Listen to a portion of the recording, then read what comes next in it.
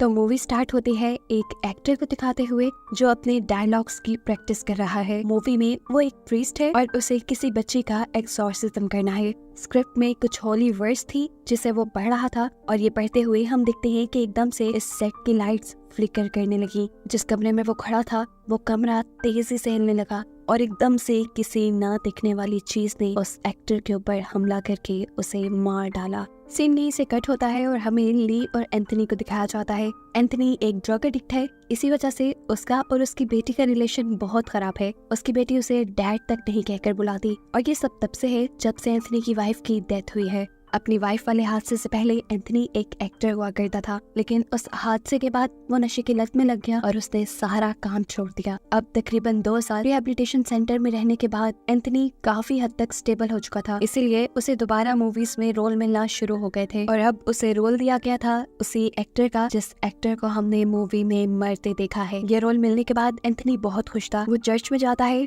और कन्फेस करता है उसने अपनी लाइफ में बहुत सारी गड़बड़ियां करती थी। अपनी वाइफ के मरने के बाद उसने अपनी फैमिली खराब कर दी, नशे में पड़कर अपनी बेटी से वो दूर हो गया, लेकिन अब वो सब ठीक करना चाहता था। वो पहले की तरह काम करके अपनी बेटी के करीब आना चाहता था और साथ ही अपनी वाइफ की सोल को सुकून देना चाहता था। एंथनी अब घर आता है जहाँ वो और ली काम के बारे में बात करते हैं। ली के पास भी कोई जॉब नहीं थी, इसीलिए वो अपने डैड गिनी एंथनी की पर्सनल असिस्टेंट बन गई। फिर अब शूटिंग स्टार्ट हो जाती है। ली शूटिंग पे अपने डैड के साथ आया करती थी, जहाँ उसे मूवी की लीड कैरेक्टर ब्लेक भी मिली, जिसके साथ उसकी अच्छी खासी दोस्ती हो गई। ब्लेक उसे ये पूरा सेट दिखाती है और ये लोग जब एक जगह से गुजरते हैं जहाँ 2 रोबोट्स रखे हुए थे तो ली को देखते ही एक रोबोट अजीब तरह से स्पार्क करने लगा। खैर शूटिंग अब शुरू हो जाती है और एंथनी शूटिंग से पहले शूटिंग सेट पर मौजूद टूरिस्ट से अपने कैरेक्टर के बारे में कुछ बातें करता है। ये लोग जब बाइबल की कुछ वर्स के बारे में बातें कर रहे थे तो हमने नोटिस किया कि एंथनी की नाक से खून आने लगा, लेकिन एंथनी ने इस बात को नजरअंदाज कर दिया, ये समझते हुए कि ये उसकी मेडिसिन का साइड इफेक्ट हो सकता है। आज की सीन्स काफी अच्छे से कवर हो जाती है, जिसके बाद ली और एंथनी अपने घर आ जाते हैं। आधी रात में ली जब अपना फोन यूज कर रही थी तो तब उसे अपने लॉन्च में से अजीब किसी चीज के खड़कने की आवाज आई और जब चेक करने गई तो दूसरे कमरे का दरवाजा लॉक था। तभी उसके किचन का नल किसी ने ऑन कर दिया। जैसे ही उसने किचन में जाकर नल बंद किया तो उसे लॉक खुलने की आवाज आई। वो दरवाजा अब खुल चुका था जो पहले लॉक था और अंदर कोई भी नहीं था। वो इन सब चीजों को इग्नोर करके अपने रूम में जाने ही वाली थी, लेकिन तभी उसे एंथनी यानी उसके डैड कॉरिडोर में खड़े दिखाई दिए। ली उसके पास गई, वो कुछ बड़बड़ा रहा था। ली उसे पकड़ कर झंझोड़ देती है, जिसकी वजह से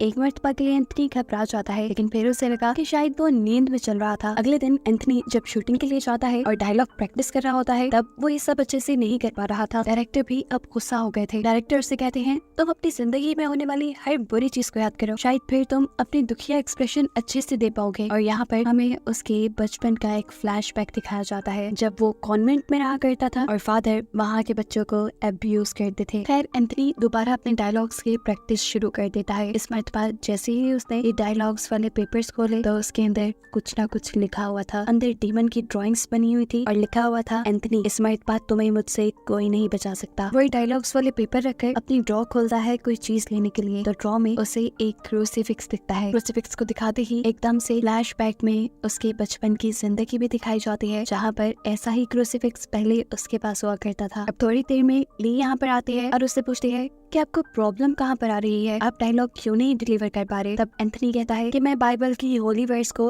एज डायलॉग डिलीवर नहीं कर पा रहा। जवाब में वो कहती है ऐसा इसलिए है कि आपका गॉड के ऊपर बिलीव थोड़ा कम है, आप गॉड पे बिलीव करें और अपने पे भी, ये काम आपको आसान लगेगा। ये सुनकर वो उठता है, उठते ही उसे चक्कर आने लगे थे। वो ली से कहता है मुझे अपने रूम में जाकर आराम करना चाहिए। ली के हामी सर हिलाने पर वो यहाँ से चला तो गया, लेकिन अपने रूम में नहीं बल्कि बेसमेंट में। ये बात ली को भी अजीब लगी। ली ने उसका पीछा किया। बेसमेंट के वॉशरूम से कुछ आवाजें आ रही थी। चुपके से ली ये सब कुछ रिकॉर्ड करने लगती है और एकदम से उसका फोन गिर जाता है। जैसे ही वो उठाते हैं तो अब उसके डैड उसके सामने थे, नहाते हुए। वो वहीं पे उसी के सामने यूरिन भी कर देते हैं। ली इन सब चीजों से घबरा जाती है क्योंकि अब एंथनी की आंखें भी बिल्कुल वाइट हो गई थी, जैसे किसी ने उसे पोसेस कर दिया हो और वो इवल नजरों से ली को देख रहा था। तेजी से वो वहाँ से ऊपर चला जाता है और ऊपर जाने के बावजूद भी वो ली को ऐसे ही अजीब नजरों से देखता रहा। ऊपर जाकर जैसे ली को होश आ गया था वो अब अपने वॉशरूम में जाकर शॉवर लेता है और ली उसके पीछे जाकर चिल्लाती रह जाती है आपने मेडिसिन चेंज की है ना, ये उसका साइड इफेक्ट है, आपको जल्दी डॉक्टर के पास जाना चाहिए। इस टाइम एंथनी उसकी बातों को इग्नोर कर रहा था, जबकि हम उसकी बॉडी पे काले धब्बों को देख रहे थे, जो इस बात की कंफर्मेशन थी कि वो किसी इवल चीज के पोजेशन में है, यानी किसी बुरी ताकत ने उसे अपने कब्जे में ले लिया है। ये निशान जैसे कुछ ही सेकंड के लिए उसकी बॉडी पे आए थे और फिर चले भी गए। मूवी सेट पर डायरेक्टर, प्रोड्यूसर और किसी भी को एक्टर को एंथनी की एक्टिंग पसंद नहीं आ रही थी, इसीलिए वो अपसेट होकर दोबारा ड्रिंक करने लगता है। जबकि यहाँ फादर ली से सवाल करते हैं, क्या इस मूवी में जो कुछ हो रहा है तुम्हें उस पर बिलीव है? ली जवाब में कहती है, पहले तो नहीं था, लेकिन रात जो मैंने देखा है उसके बाद कुछ कुछ यकीन हो रहा है। इसके बाद ली जब घर आती है तो देखती है कि एंथनी उससे पहले ही घर आ चुका था। उसके हाथ बुरी तरह जख्मी थे, जिसमें से खून बह रहा था और मुंह का भी तकरीबन यही हाल था। उससे मिली उससे कहती है, आपने दोबारा ड्रग्स शुरू कर दी, उसी लाइफ में वापस चले गए जिससे मुझे नफरत थी, इसलिए अब मैं आपके साथ नहीं रहूंगी। ये सुनकर वो गुस्से से पागल हो गया, इतनी जोर से चिल्लाया कि वहाँ कमरे में मौजूद सभी कांच की चीजें टूट गई और फिर अजीब भयानक से तरीके से चलते हुए अपनी बेटी के सामने आया। पुलिस से कहता है, कहाँ जाओगे तुम? तुम्हारे पास ना स्कूल है ना माँ है, बचाव में तुम मेरे पास ही रहोगी। ये सुनकर ली बुरी तरह डर जाती है और गुस्से में कहती है,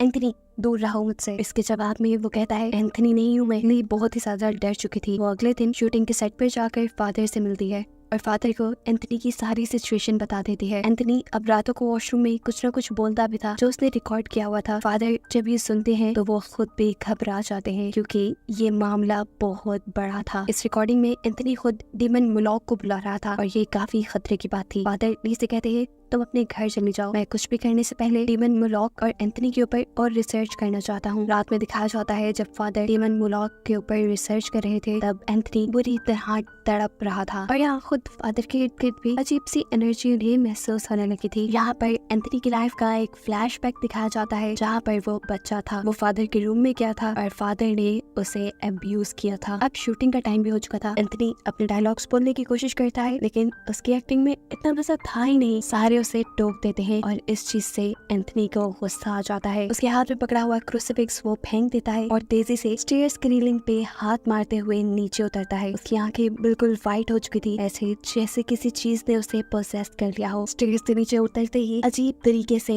उसकी बॉडी मुड़ने लगती है। उसकी कमर उल्टी तरफ मुड़ गई थी और ये सिर्फ एक बार नहीं बल्कि कई बार हुआ था। जिसके बाद ली जब उसे रोकने की कोशिश करती है, ये कहते हुए कि एंथनी रुक जाओ, तो वो इस बार भी यही जवाब देता है, एंथनी नहीं हूँ मैं। जिसके बाद वो बार बार अपना सर टेबल से मारने लगा। ये सारा तमाशा देखकर डायरेक्टर एंथनी को किसी और एक्टर से रिप्लेस कर देता है और जब वो वाला एक्टर अपने डायलॉग्स रिहर्सल कर रहा था तो एंथनी ने आकर उसकी आंखों में कांच डाल के उसे मार डाला। उसकी इस हरकत की वजह से अब इस मूवी की शूटिंग बंद कर दी गई थी, जिसकी वजह से मूवी की मेन कैरेक्टर भी बहुत परेशान थी। वो परेशान थी इसलिए ली उसे अपने घर ही ले आई, जहाँ दोबारा एंथनी ने इन दोनों के ऊपर हमला कर दिया। ये दोनों उससे परेशान हो जाती हैं और उसे वहाँ से जाने को कहती हैं, जो सुनकर एंथनी विंडो से जंप कर देता है। लेकिन हैरानी की बात थी, वो विंडो से नीचे नहीं गिरा बल्कि कहीं गायब हो गया। डायरेक्टर ये दोनों जाती है फादर के पास, उन्हें ये सारी बात बताती है, जिसके जवाब में फादर उन्हें बताते हैं कि तुम्हारे डैड को डीमन मुलॉक ने पोसेस किया हुआ है और अब वो वहीं मिलेंगे जहाँ से पोसेशन शुरू हुआ था, यानी शूटिंग के सेट पर। अगली जब मूवी सेट पे आई तो उसे सामने एक रूम के अंदर बाइबल गिरी हुई नजर आई। वो जैसे ही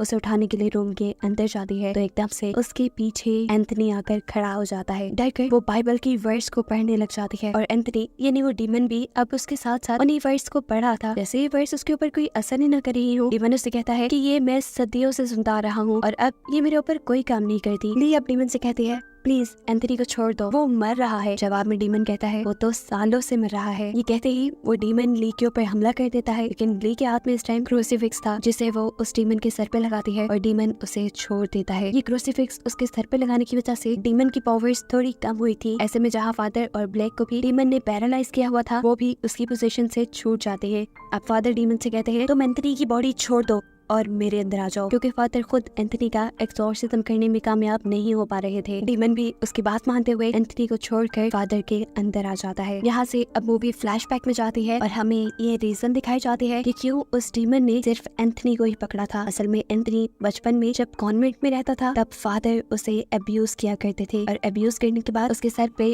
उल्टा क्रॉसिफिक्स बना देते थे, यानी वहाँ पर गॉड को माना नहीं जाता था, वहाँ पर डीमन की वर्शिप होती थी। डीमन की यानी यानी शैतान की पूजा की जाती थी। ये ट्रॉमा बचपन से अब तक एंथनी के दिमाग में था और यही उसकी कमजोरी बनी, जिसकी वजह से डीमन ने उसको पोजेस कर लिया। सीन दोबारा प्रेजेंट में शिफ्ट होते हैं, जहाँ अब फादर की बॉडी में वो डीमन है। फादर को बचाने के लिए एंथनी यहाँ होली क्रूसिफिक्स उठाता है और बाइबल की वर्स पढ़ना शुरू कर देता है। अब उसकी वर्स डीमन के ऊपर असर दिखा रही थी, क्योंकि वो बचपन वाले अपने ट्रॉमा से अब निकल चुका था और गॉड के ऊपर बिलीव रखते हुए ये वर्स पढ़ रहा था, और ऐसे वो डीमन कमजोर होकर फादर को छोड़ देता है। कहानी के आखिरी सीन में हमें एंथनी और ली को दिखाया जाता है, जो अब अपनी लाइफ नॉर्मल गुजार रहे थे। एंथनी रोज चर्च जाने लगा था, जबकि ली अपने साथ हुए इस सारे वाकये की स्टोरी लिख रही थी और इसके ऊपर वो एक फिल्म बनाना चाहती थी, जिसे दिखाते हुए ये कहानी यहाँ खत्म हो जाती है।